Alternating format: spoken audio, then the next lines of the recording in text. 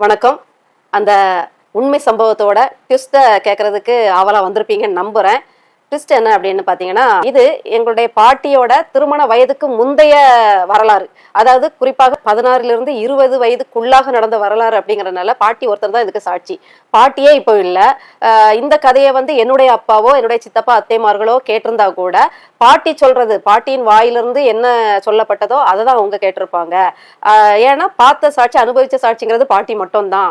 இப்ப திருமணத்துக்கு பிறகு நடந்திருந்தா கூட இன்னும் ஒருவேளை சாட்சி அப்பாவுக்கு தெரிஞ்சிருக்கும், இல்லைன்னா சித்தப்பாமார்களுக்கு தெரிஞ்சிருக்க வாய்ப்பு இருக்கு. இது எல்லாமே 16லிருந்து 20 வயதுக்குள்ளாக நடந்ததுனால எல்லாமே பாட்டி சொன்னதுல இருந்து, பாட்டியோட அப்பா பேர பிள்ளைகள்கிட்ட சொன்ன கதைகள்ல இருந்து தான் தெரிய வந்தது.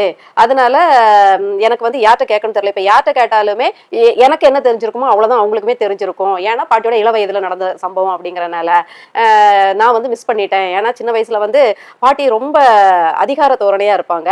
எல்லாருமே எங்க பாட்டியை பத்தி, அதாவது அப்பாவோட அம்மா பத்தி சொல்லும்போது, சித்தப்பா அதாவது பாட்டிக்க தங்கச்சி பிள்ளைங்க, தாத்தாவோட அண்ணன் தங்கச்சி பிள்ளைங்க, இவங்க எல்லாருமே ஊர்ல வந்து திருமணங்கள்லயே இல்ல ஊருக்குள்ளேயே ஒண்ணு மணி தானே இருப்போம். சித்தப்பா பெரியப்பாக்கள்லாம் பிள்ளைங்களாம் இருப்போம். அப்போ ஏதாவது ஒரு சம்பவத்துல பாட்டியை சொல்லும்போது பாட்டியை வந்து கொஞ்சம் அதிகார தோரணையோட தான் சொல்லுவாங்க. அவங்க கொஞ்சம் அதிகாரம் படைச்சவங்க அப்படிம்பாங்க. அதே நேரம் வந்து எப்பவுமே கல்யாணம் ஆனா, திருமணம் ஆனதுலேருந்து ஒரு குறிப்பிட்ட காலங்கள் வரைக்கும் அவங்க வந்து ரிச்சோனா இருக்கிறது வரைக்கும், பொருளாதார சிக்கல் வர்ற வரைக்குமே பட்டு தான் உடுத்துட்டு ஜமீன்தாரினி மாதிரி இருப்பாங்க, ராணி மாதிரி இருப்பாங்க. அவங்ககிட்ட எல்லாம் பேசவே எங்களுக்கு எல்லாம் பயமா இருக்கும். ரொம்ப அழகாவும் இருப்பாங்க, கலராகவும் இருப்பாங்க. என்ன வெறுப்பேற்றுறதுக்கு கூட சொல்லுவாங்க, நீ எல்லாம் அவங்களுக்கு கால் பங்குதான் அப்படி இருப்பாங்க. அந்த அளவுக்கு அழகா அப்படி ராணி மாதிரியே இருப்பாங்க அப்படின்ட்டு எல்லாம் சொல்லுவாங்க.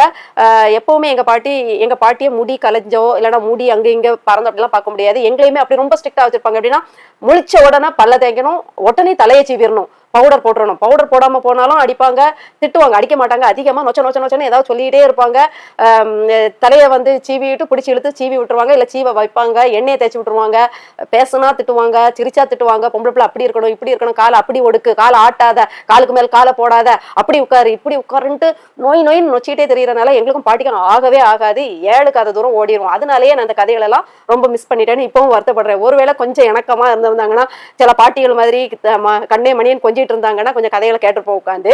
அவங்க மேல உச்சக்கட்ட வெறுப்புல நாங்க இருந்தனால தெரிச்சு ஓடிடுவோம் அவங்கனாலே. இப்படி இருக்கும். இதுல வேற என்னென்ன பண்ணிருவாங்க. ஏன் ரொம்ப உச்சக்கட்ட வெறுப்பு வரோம்னா, அவங்கதான் எங்களுக்கு ஒரு 8ஆம் வகுப்பு வரைக்கும் எங்க பாட்டி வந்து தலையை வந்து சீவி பள்ளிக்கூடத்துக்கு அனுப்புவாங்க, ரெட்டை ஜடை போட்டு அனுப்புவாங்க. நடு கோடு எடுத்து சப்பி அப்படி இழுத்து விட்டுருவாங்க.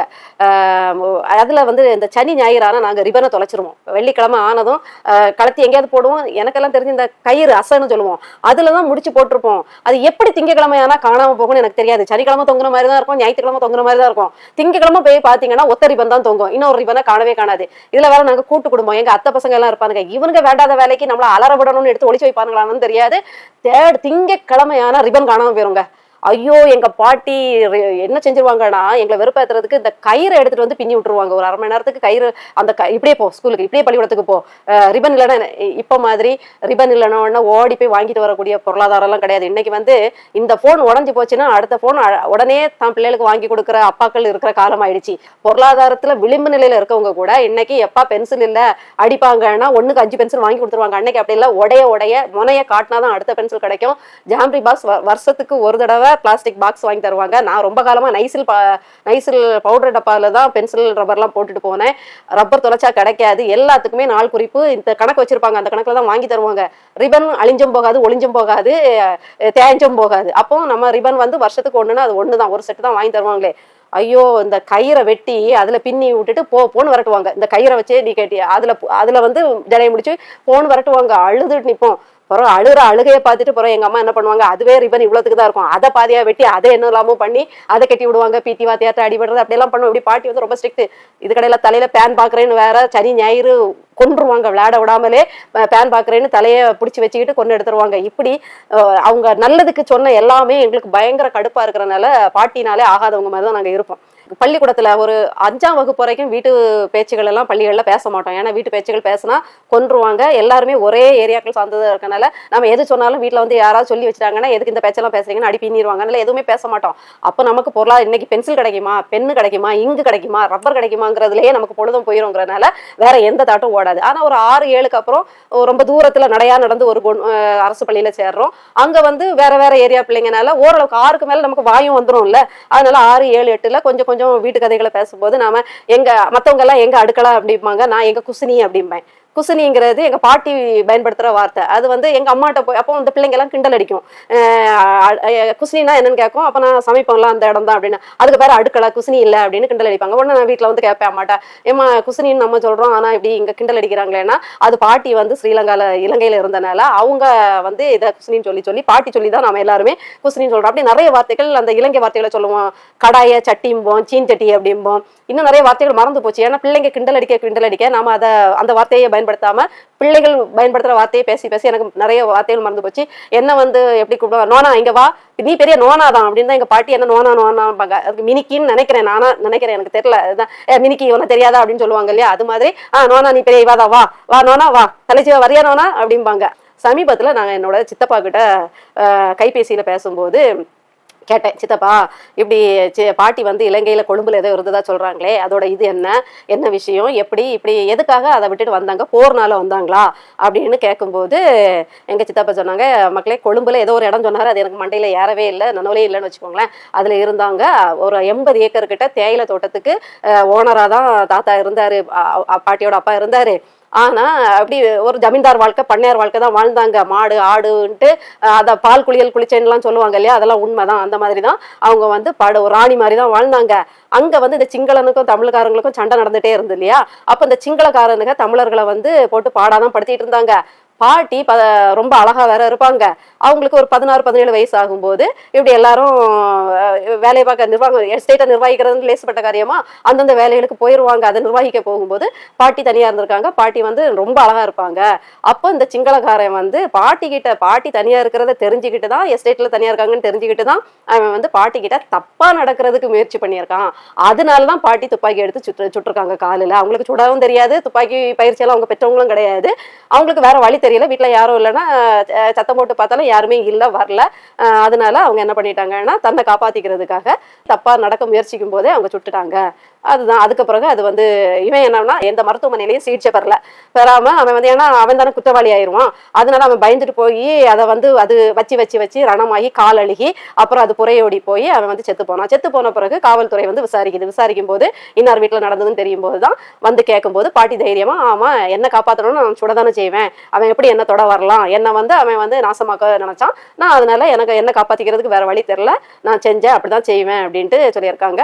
அந்த தைரியத்தை பாராட்டிட்டு சிங்கள காவல்துறை அதிகாரி வந்து முதுக தட்டி கொடுத்துட்டு என்ன செஞ்சிட்டாருன்னா, இதுல உள்ள உண்மைத்தன்மை தெரிஞ்சனால அவர் வந்து அவனும் செத்துட்டான். அந்த வழக்கு அதாவது அப்படியே கிடப்புல போட்ட மாதிரி போட்டுட்டாரு. ஏன்னா பாட்டியோட தைரியமும் அவருக்கு பிடிச்சிருந்தது. சம்பவம் வந்து அவங்கள காப்பாத்திக்கிறதுக்காக அவங்க செஞ்ச விஷயங்கிறதுனால மேற்கொண்டு எந்த நடவடிக்கை எடுக்காம அதை கிடப்புல போட்டுட்டு விட்டுட்டாரு. இவருக்கு அப்புறமா ஒரு 2 வருடம் 3 வருடம் கழிச்சு இவர் மாற்றலாகி போன பிறகோ இல்ல இவர் ரிட்டையர்ட் ஆன பிறகோ இல்ல இறந்து போன மாதிரி தெரியல, இவர் அந்த இடத்துல இருந்து பணி இல்ல புதுசா வேற ஒருத்தர் வராரு.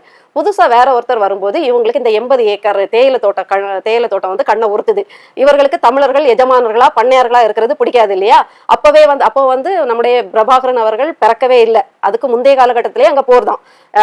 நம்முடைய தலைவர் பிறக்கிறதுக்கு முன்னாடியே பல வருடங்களுக்கு முன்னாடியே அது தலைமுறை யுத்தமா நடந்துட்டு தான் இருக்குது இல்லையா. அப்போ அந்த காலத்துல வந்து இந்த சிங்களவர்கள் வேலையே தமிழ் பெண்களை பாலியல் வன்கொடுமை பண்றது, ஆண் பிள்ளைகள்னா கூட்டிட்டு போய் நிர்வாணப்படுத்தி அடிச்சு துன்புறுத்தி கொல்றது, இல்ல அடிமை மாதிரி வேலை வாங்குவாங்க, இல்ல அவமானப்படுத்துவாங்க. இந்த புதுசா வந்தவருக்கு இப்போ வந்து இந்த எஸ்டேட் வந்து உறுத்துது. அவர் கையில ஃபைல் கிடைச்சிருச்சா, ஃபைல் கிடைச்ச உடனே ரொம்ப மிரட்ட ஆரம்பிச்சு அப்படின்னா, நீங்க இப்ப இந்த எஸ்டேட்டை விட்டு போகல, இந்த எஸ்டேட்டுக்குள்ள அந்த இதுகளை எங்கள்கிட்ட ஒப்படைச்சிட்டு போகலைன்னா வழக்கு போடுவோம், உங்க பொண்ணை ஜெயில வைப்போம், இப்படின்னு பயமுறுத்தவும் எங்க தாத்தாக்கு பயம் வந்துருச்சு. ஏன்னா இப்போ ஒரு 18 வயசு இருக்கும், அடுத்து இனிமே திருமணமும் ஆகணும். இப்ப போய் எந்த பிள்ளைய ஜெயிலுக்கு போறதுக்கு எந்த அம்மா அப்பாவுக்கு மனசு வைப்போம், அவங்க தான் ஜெயில வச்சு என்ன பண்ணுவாங்கன்னு நல்லாவே தெரியுமே.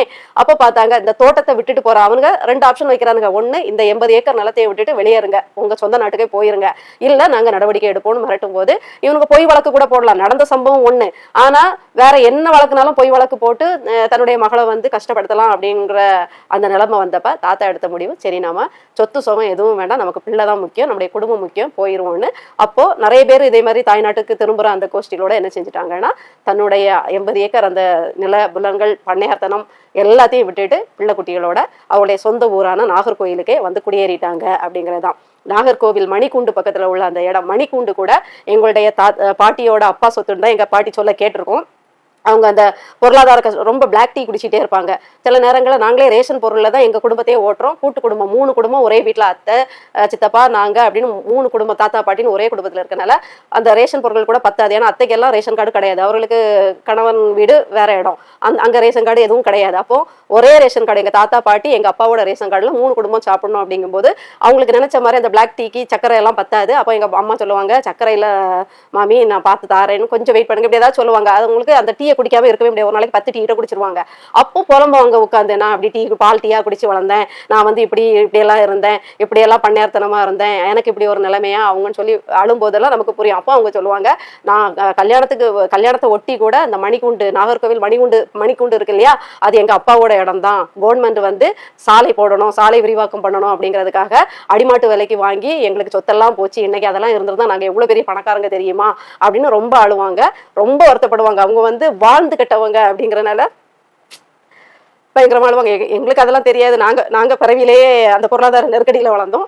அப்போ அந்த வயசுல பாட்டியோட கஷ்டம்லாம் நமக்கு புரியல. அவங்க அழும்போது நல்லா உள்ளூர சிரிச்சிருக்கேன், இவங்க வந்து வேணும்னு அழுறாங்க, இவங்க வந்து சும்மா எக்ஸ்ட்ரா பிட் போடுறாங்க அப்படின்லாம் நினைச்சிருக்கேன். ஆனா இப்போ புரியுது. இப்போ வந்து நிறைய நம்முடைய அனுபவத்துல பார்க்கும் போதும், நிறைய கேட்கும் போதும், கேள்விப்படும் போதும், சித்தப்பாக்கள் இல்ல தூரத்து உறவுகள் ஏதாவது ஒரு கட்டத்துல அந்த ஸ்ரீலங்கால இருந்து எப்பாவது அவருடைய உறவுகள் கொஞ்சம் நெஞ்சு பேர் அங்க இருப்பாங்க இல்லையா, அவங்க வருவாங்க. அவங்க எல்லாம் சொல்லும் போது இப்போ நமக்கு தமிழீழத்துக்கும் நமக்கும் உள்ள பந்தம் சொந்தம் தெரிஞ்சு இந்த அரசியல்ல நம்ம நாம் தமிழர் கட்சி அரசியல் பயணத்துல ஒரு அங்கத்தினரா நம்ம பயணிக்கும் போது எனக்கு நல்லா புரியுது, எவ்வளோ வந்து நாம வந்து கோட்டை விட்டுட்டோம், பாட்டிகிட்ட இருந்து எவ்வளோ நம்ம வந்து கத்துக்கிட்டு இருந்திருக்கலாம், எவ்வளோ சம்பவங்கள், எவ்வளோ விஷயங்கள் தெரிஞ்சிருக்கலாம் அப்படிங்கிறது இப்போ புரியுது. அப்பேற்பட்ட ஒரு துணிச்சலான ஒரு பாட்டிக்கு பிறந்த பேத்தி நான். அப்போ நமக்கு துணிச்சல் கொஞ்சம் ஜாஸ்தியா இருக்கும்னு தான் நினைக்கிறேன். நான் இதை எதுக்கு சொல்ல வந்தேன்னா, அண்ணன் சீமான் அவர்களை தேர்தலுக்காக இனப்படுகொலையை பேசுறாரு, வாக்குக்காக இனப்படுகொலையை பேசுறாரு, இனப்படுகொலையை பேசி பேசி அரசியல் பண்றாரு, அரசியல் லாபத்துக்காக தான் இதை பேசுறாருன்னு சொல்ற இந்த பேடி பைய பெண்கள்கிட்ட வந்து, அதாவது தன்னுடைய சொந்த விவகாரத்தையே சட்டப்படி தீர்க்க தெரியாம பெண்கள்கிட்ட போய் சுற்றுமை நாயன்னு சொல்லி ஜெயில போய் கழி தின்னுட்டு வந்த இந்த அர்ச்சுனாங்கிற இந்த கைகூலி இப்ப யாரை பார்க்க வந்திருக்காப்ல, இப்போதைய தலைவர், சினிமா கவர்ச்சி அரசியல்ல அரியணை ஏறி இருக்காரு இல்லையா, அவரை போய் பார்த்துக்கிட்டு அவருடைய தயவுல இனிமே ஸ்ரீலங்கால நடக்கக்கூடிய முதலமைச்சர் தேர்தல்ல இவர் ஜெயிக்கணுமா. இந்த ஓட்டு பொறுக்கிறதுக்காகவே தமிழ்நாட்டுக்கு வந்து ஜெரால்டு பெலிக்ஸோட அந்த ஊடக சந்திப்புல இந்த ஜெரால்டு பெலிக்ஸ் அவர்களுக்கெல்லாம் அண்ணன் செய்த உதவின்னு ஒண்ணு இருக்குல்ல, அதெல்லாம் மறந்த ஒரு துரோகி தான் இந்த ஊடகவியலாளர். யாருமே அன்னைக்கு இன்றைக்கு அரியணை ஏறி ஆட்சி செய்கின்ற பொம்மை ஆட்சியாளர் இருக்காரு, அவர் அன்னைக்கும் இருந்தாரு, இந்த தமிழ்நாட்டுலதான் வாழ்ந்துட்டு இருந்தாரு, இந்த தமிழ்நாட்டுலதான் கட்சி ஆரம்பிச்சுட்டு இருந்தாரு.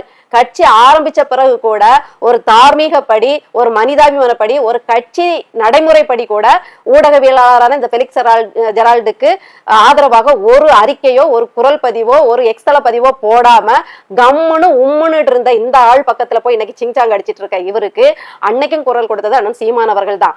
ஆனா பேருக்கு அன்னைக்கு வந்து நன்றி தெரிவிக்கிற மாதிரி தெரிவிச்சுட்டு போயிட்டு 3 மணி நேரம் 4 மணி நேரம் விடாம பேட்டியை வாங்கி வியூஸை ஏத்தி சம்பாதிச்சுக்கிட்டு இன்னைக்கு வந்து ஒரு சினிமா வெறியில கிறிஸ்தவர்ங்கிற பேரை வச்சிருக்காருங்கிற அந்த மத வெறியில போய் சேர்ந்துட்டு இன்னைக்கு இனப்படுகொலை வெறியனான ராஜபக்சேயோட மகனோட கூட்டாளி கைகூலி அர்ச்சுனனை பேட்டி எடுக்கும் போது அந்த அர்ச்சுனன் சொல்றாரு, விஜய் அங்க யாழ்ப்பாணத்துக்கு வந்தா அது பயங்கர வெற்றியாகும், வரவே வேண்டியதில்லை, அவர் கை காட்டினா போதும், கை காட்டுறவன் ஜெயிப்பான்.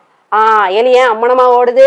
இப்போ இந்த கவர்ச்சி நடிகை அரசியல்ல பதவியேற்று வந்திருக்காரு இல்லையா, இவரோட இந்த கவர்ச்சி பிரதிபலிப்புல இவரை கை காட்டிட்டா, அர்ச்சுனனை கையை காட்டிட்டா, இவருதான் உங்களுக்கானவர் அப்படின்னு ஒரு சின்னதா ஒண்ணு கொளுத்தி போட்டுட்டா, அங்க இருக்கக்கூடிய முட்டாள் சினிமா ரசிக வெறியர்கள் இருக்காங்க இல்லையா, அங்கே இருக்காங்க அந்த மலேசியா சிங்கப்பூர் மாதிரியே இலங்கையிலையும் சினிமா வெறி பிடிச்ச ரசிக வெறியர்கள் கூமுட்டைகள் இருக்குது.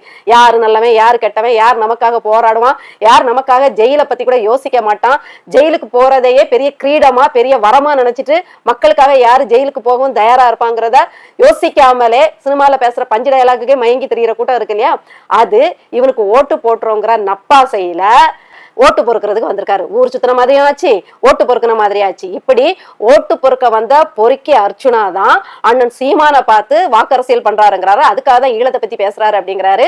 போதாத குறைக்கு ஒரு வார்த்தையை விட்டுருக்காப்புல, என் கையில துப்பாக்கி இருந்தா சீமான சுடுவேன் அப்படின்னு.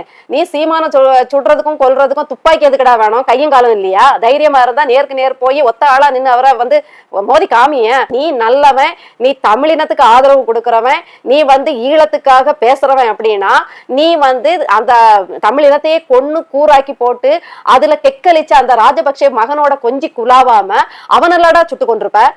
சுற்றுவேன் நாயேன்னு கையில துப்பாக்கியோட தெரிஞ்ச நீ அதே துப்பாக்கியை வச்சு யாரை சுடணுமோ இனப்படுகொலை நடத்திய பாவிகளெல்லாம் சுட்டிருப்ப. கொன்னு குவிச்சவனோட அம்மை அவன் தான் எனக்கு தாயும் தந்தையுமானவன்னு உன் பிறப்பையே கொச்சப்படுத்திக்கிட்டு ஒரு இன துரோகிகிட்ட கொலகாரன்கள்கிட்ட போய் நம்ம அக்கா தங்கச்சியை நம்ம பிள்ளைங்களையும் அம்மா அப்பாவையும் கொன்னவன்கிட்ட போய் நீ கொஞ்சி குழாவிக்கிட்டு இங்க வந்து அதை எதிர்த்து பேசிக்கிட்டு அது என்னைக்காவது ஒரு பொது வாக்கெடுப்பு நடந்துராதா? என்னைக்காவது பொது வாக்கெடுப்பு நடந்து இந்த இனத்துக்கான தமிழ் ஈழமோ ஏதாவது கிடைச்சிடாதா? பொது வாக்கெடுப்பு நடத்தி ஒரு சேர இருக்கிறதுனா இருந்துட்டு போட்டோம், இல்ல பொது வாக்கெடுப்பு நடக்கும்போது பெரும்பான்மையானவர்கள் வந்து தமிழீழம் அமையட்டும்னு சொல்லி அது பெரும்பான்மையா இருந்தா அது நடக்கட்டும், எது நடந்தாலும் நாங்க ஏத்துக்கிறோம் சொல்ற ஒரு தலைவனை பார்த்து தைரியமா துணிச்சலா சொல்றேன்னா நீ சொன்னது உனக்கே நடக்கட்டும், நீ என்ன வார்த்தை சொன்னியோ அப்படிதான் உனக்கு அமையும் அப்படிங்கிறத ரொம்ப காட்டமா நான் இதை சொல்லிக்கிறேன்.